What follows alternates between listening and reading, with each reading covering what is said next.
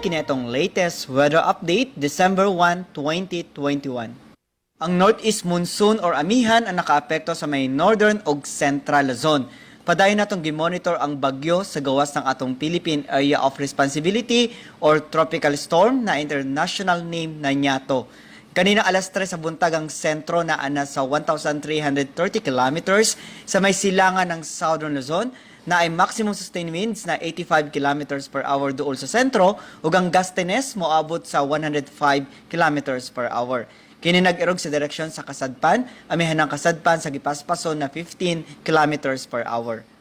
Base sa atong latest track and analysis, expected nato karong adlaw makasulod kini sa atong PAR ug naay pangalan na Bagyong Odette. So far, dagko ang chance kini dili makalandfall sa any part sa atong nasod and mag-stay kini sa atong PAR within the next 24 to 36 hours. Padayon ta mag-monitor sa latest update related sa kining bagyo.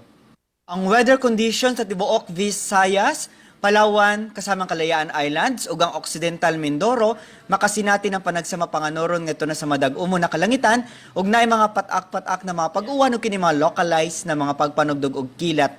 Padayon ta mag-monitor sa ta mag-i-issue ng mga thunderstorm o rainfall advisories. Ug para sa atong mga dugang detalye, bisitaha atong mga official social media accounts. Kini si Jomer Clarino gikan diri sa Mactan, Pag-asa, Visayas, DOST, mayong adlaw.